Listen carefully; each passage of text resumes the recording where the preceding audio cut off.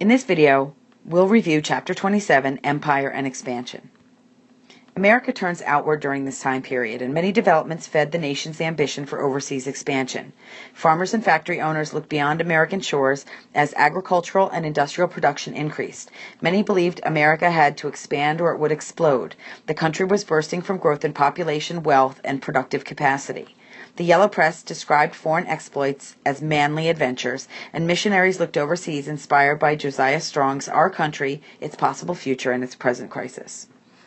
This is a political cartoon called The Imperial Menu, where Uncle Sam gets ready to place his order with head waiter William McKinley.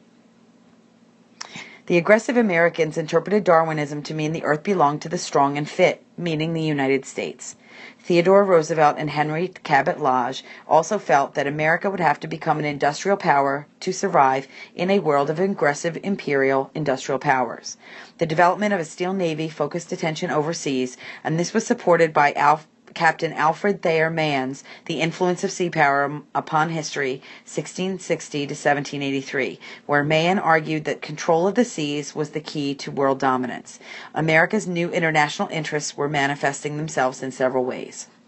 In the Big Sister policy, which was pushed by Secretary of State James Blaine, which aimed to rally Latin American nations behind U.S. leadership, as well as open Latin American markets to U.S. exports. Blaine presided over the first Pan-American Conference in 1889, which was the modest beginnings of an important series of inter-American assemblages. Crises marked the path of U.S. diplomacy in the late 1880s and early 1890s as the United States became increasingly assertive abroad. The American and German navies nearly came to blows in 1889 over the Samoan Islands in the South Pacific, and the lynching of 11 Italians in New Orleans in 1891 brought America and Italy to the brink of war. American demands on Chile after the death of 2 American sailors in 1892 made hostilities between the two countries seem very likely. The argument between the United States and Canada also happened over seal hunting near the Pilaf Islands off the coast of Alaska. The series of crises between the United States and Great Britain happened between 1895 and 1896 over a border dispute between British Guiana and Venezuela. Richard Olney, the Secretary of State, became involved to the point of alerting U.S. naval power. Cleveland urged Congress for a commission to draw the border between British Guiana and Venezuela, and the sober second thoughts on both sides helped avoid war. This was the Great Rapprochement, which was the reconciliation between the United States and Great Britain, which became the cornerstone of both nations' foreign policies as the dawning of the 1900s happened. They Can't Fight, which was a political cartoon showing Britain and America waging a war of words during the Venezuelan boundary dispute, but in the end, cooler heads prevailed. Spurning the Hawaiian Pair. Hawaii was an early attraction for Americans. It was a way station and provisioning point for Yankee shippers, sailors, and whalers. And in the 1820s, early missionaries arrived preaching Protestant Christianity and protective calico. Hawaii became a major center for sugar production, and Americans came to regard Hawaii as an extension of the U.S. coastline and warned other powers away. The McKinley Tariff of 1890 raised the barriers against Hawaiian sugar, and white planters renewed their efforts to secure the United States annexation of Hawaii. They were blocked by the strong-willed Queen Liliuokalani, who insisted the native Hawaiians should control the islands. In 1893, a few whites, with open assistance of the United States troops, toppled the Hawaiian government. This is a picture of Queen Liliuokalani, who was the last reigning queen of Hawaii. The Treaty of Annexation was rushed to Washington but stopped by presidential change in the United States. President Cleveland abruptly withdrew the treaty, and the Commission later determined most Hawaiian natives opposed annexation. The Hawaiian Pair continued to ripen until the United States acquired its overseas empire in 1898. This is a picture of United States expansion from 1857 to 1917, showing the annexation of the Philippines, Hawaii, and Puerto Rico in 1898, when the United States became an imperial power. Cuba's masses were also rising in revolt against Spanish oppressors in 1895. This was the roots of the revolt. The roots of the revolt were partially economic. The sugar production was crippled by the American tariff in 1894 that restored high duties, and Cubans adopted a scorched earth policy. Insurrectos torched cane fields and sugar mills, and dynamited passenger trains. These destructive tactics menaced American interests on the island. Americans sympathized with the Cuban underdogs, and American business investments were totaling about $50 million in Cuba in that time period. The annual trade was about $100 million, and the possibility of a much-anticipated Panama Canal was on the horizon. There was further fuel added by the arrival of the Spanish general Butcher Weyler. He undertook to crush the rebellion of the insurrectos by herding many into barbed wire reconstruction camps, where they could not give assistance to the armed insurrectos, and poor sanitation caused numerous Cuban deaths as a result. The atrocities became red meat for the sensational yellow press, or yellow journalism, of Hearst and Pulitzer. Early in 1898, Washington sent the battleship Maine to Cuba for a friendly visit. It was actually to protect and evacuate Americans. On February 15, 1898, the Maine mysteriously exploded in Havana Harbor with the loss of 260 sailors. 2 investigations resulted in the Spaniards concluding that the explosion had been internal and presumably accidental, but Americans argued that the blast was caused by a mine. The U.S. Navy Admiral H.C. Rickover in 1976 actually confirmed the original Spanish findings, but Americans in 1898 embraced their explanation, and Washington demanded and Spain agreed to an end to reconstruction camps and an armistice with Cuban rebels. This left McKinley in a jam. He did not want hostilities, but neither did he want Spain to remain in possession of Cuba. He also did not want a fully independent Cuba over which the United States could exercise no control. Wobbly Willie recognized the inevitable and gave the people what they wanted. He also acknowledged America's commercial and strategic interests in Cuba. So on April 11, 1898, McKinley sent a war message to Congress. Basically, they went with this, that Spain had somehow blown up by a mine the Maine. They urged the armed investigation to free the oppressed Cubans. Legislators responded uproariously with what was essentially a declaration of war. They also adopted the hand-tying Teller Amendment, which was a proviso that proclaimed that when the United States had overthrown Spanish misrule, it would give the Cubans their freedom. This declaration caused imperialistic Europeans to smile skeptically. This is a picture called The Explosion of the Maine, which happened on February 15, 1898, and basically this incident, encouraged and amplified by the yellow press and the outcry over the tragedy of the Maine, helped drive the country into an impulsive war with Spain, called the Spanish-American War. The American people went to war very lightheartedly, and the declaration of war was given on February 25, 1898. Before the declaration, while the Navy Secretary John Long was away from his office, Assistant Secretary Roosevelt acted. He cabled Commodore George Dewey to descend upon Spain's Philippines in the event of war. President McKinley confirmed Roosevelt's instructions, and Dewey carried out the orders magnificently on May 1, 1898. This is a picture of Dewey's route in the Philippines of 1898. On August 13, 1898, the long-awaited American troops arrived. They allowed Dewey to complete actions against the Spanish. They were assisted by Emilio Aguinaldo and Filipino insurgents. The Manila episode renewed the U.S. focus on Hawaii. In a joint resolution of annexation was rushed through Congress and approved by McKinley on July 7, 1898. They granted Hawaiian residents U.S. citizenship, and Hawaii received full territorial status in 1900. This is a picture of Emilio Aguinaldo, who had a checkered career, was exiled from the Philippines by the Spanish, but brought back to assist the American invasion in 1898. The invasion of Cuba began, and the Spanish government was ordered the fleet to Cuba. Panic seized the eastern seaboard of the United States. The Spanish Armada landed in Santiago Harbor, Cuba, where it was blockaded by a powerful American fleet, and General William R. Shafter was sent to assist. The Rough Riders were part of the invading army, and they charged onto the stage of history. Colonel Theodore Roosevelt leading some of the Rough Riders can be seen in this picture. The Rough Riders were volunteers, mostly Western cowboys and other hardy characters. They were commanded by Colonel Leonard Wood and organized mainly by glory-chasing Theodore Roosevelt. On July 1st, at El Caney and Kettle Hill, Colonel Roosevelt and his horseless Rough Riders charged. Shafter's men, having landed near Santiago, now spelled doom for the badly outgunned Spanish fleet. After the naval battle on July 3rd, the Spanish surrender. This is the Cuban Campaign of 1898, shown in this map. Spain, on August 12, 1898, signed an armistice. If the Spaniards had held on a little longer in Cuba, the American army might have melted away as a result of the malaria, typhoid fever, dysentery, and yellow fever that became so severe that hundreds of Americans were incapacitated and called an army of convalescents. Others were suffering from eating fetid, canned meat. All told, nearly 400 men died from the fighting, and more than 5,000 died from bacteria and other causes. In 1898, the Spanish and American negotiators met in Paris. Cuba was freed from its Spanish overlords, and the Americans secured the Pacific island of Guam. Spain ceded Puerto Rico to the United States as payment for the war costs.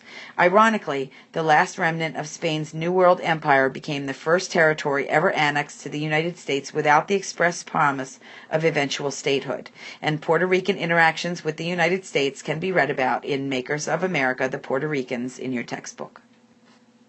This is a political cartoon or a postcard showing Uncle Sam and people from his colonies circa 1900, showing the acquisition of Puerto Rico, the Philippines, Hawaii, and other Pacific islands.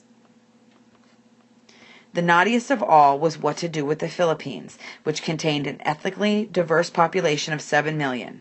McKinley feared the Filipinos were not ready for independence and that another imperial power might take the islands. So McKinley increasingly thought about the option of acquiring all the Philippines and then perhaps giving the Filipinos their freedom later.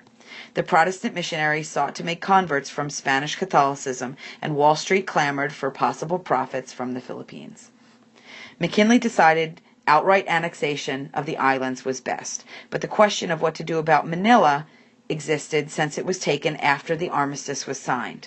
The deadlock was broken by the U.S. agreeing to pay Spain $20 million for the Philippine Islands, the last great Spanish haul from the New World. The signing of the Pact of Paris touched off one of the most impassioned foreign policy debates in American history. The debate about American national identity.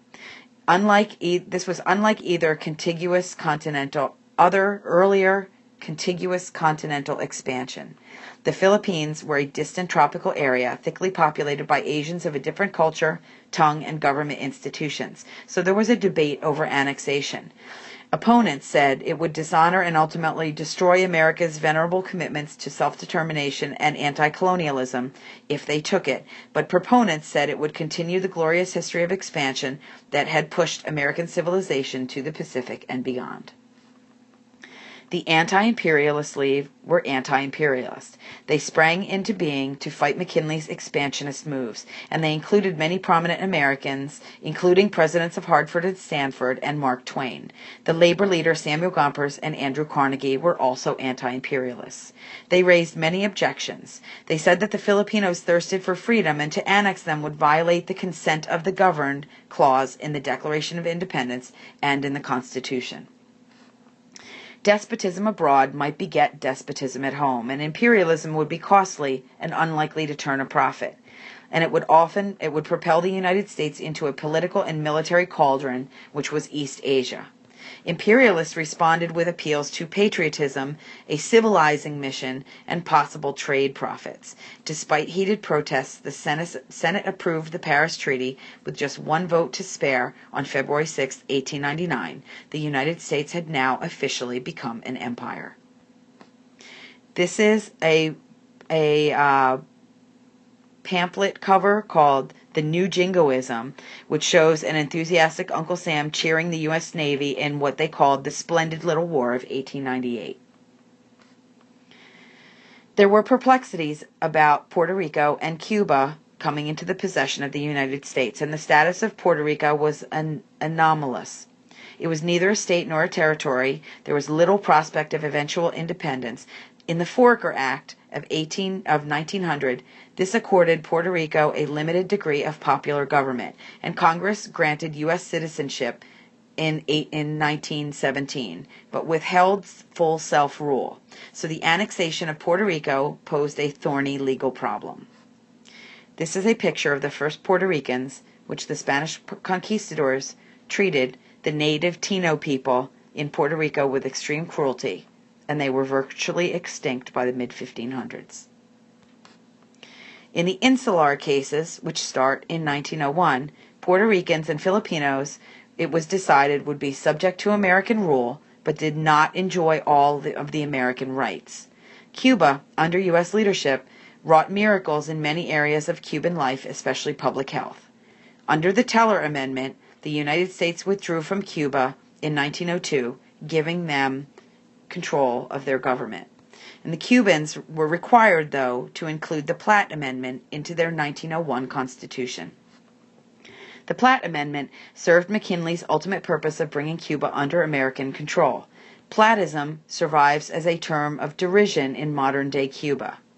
Cubans were forced to agree not to conclude treaties that might compromise independence, not to take on debt beyond their resources, which the United States would determine, that the United States might interfere with troops to restore order if they saw fit, and to sell or lease coaling or naval stations was prohibited, ultimately two, and then only one, Guantanamo, to their powerful benefactor, so the United States would still be in control of those areas. The United States abrogated the amendment in 1934, and they still occupy a 28,000-acre Cuban beachhead at Guantanamo Bay under an agreement that can be revoked only by the consent of both parties. The Spanish-American War was kind of a colossal coming-out party for the United States. The war was short, only 113 days, and the casualties were very low. The war was so successful that the Secretary of State, John Hay, called it the Splendid Little War. American prestige rose sharply, and the Europeans grudgingly accorded the Republic more respect. Britain, France, Russia, and other great powers upgraded the legations in Washington, D.C. An exhilarating new martial spirit thrilled America.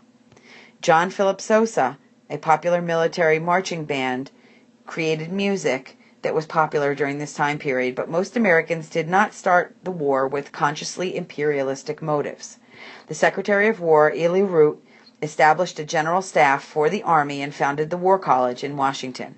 One of the most beneficial results was the further closing of the bloody chasm between the North and South following the Civil War. The newly imperial nation was not yet prepared to pay the full bill for its new status. By taking the Philippines, the United States had become a full-fledged Far Eastern power. The distant islands later became a heel of Achilles and an indefensible hostage to Japan's expansion. Americans assumed commitments that they proved unwilling to defend with appropriate naval and military outlays. The disappointed Filipinos assumed that they would be granted freedom after the Spanish-American War. However, the United States excluded the Filipinos from peace negotiations with Spain and made clear its intention to stay in the Philippines indefinitely. Bitterness towards American troops erupted on February 4, 1899, under Emilio Aguinaldo. The United States deployed 126,000 troops 10,000 miles away to fight natives using guerrilla tactics in the jungle. Now the Filipinos were viewed as a dangerous enemy. This is a picture showing an American soldier interrogating Filipino civilians. The shift contributed to a mounting race war. Both sides perpetuated atrocities. The water cure was forcing water down victims' throats until they yielded information or died. Americans built reconcentration camps, and Americans broke the back of the Filipino insurrection in 1901 with the capture of Aguinaldo. The brutal war claimed 4,234 American dead and as many as 600,000 Filipinos. William Taft became governor in 1901, and he later called the Filipinos his little brown brothers. McKinley's benevolent assimilation policy proceeded slowly. Washington spent millions to improve the country, but it was ill-received. The Filipinos hated compulsory Americanization and pined for liberty. Finally granting freedom on the 4th of July, 1946, to the Philippines, many migrated to the United States. You could read about this further in The Makers of America, the Filipinos, in your textbook. This is a picture of Filipino laborers at work on Hawaiian pineapple plantations between 1910 and 1925. And also women laborers on plantations. That was very unusual but not unheard of. But mostly men outnumbered women 7-1 in the initial phase of Filipino labor immigration to Hawaii.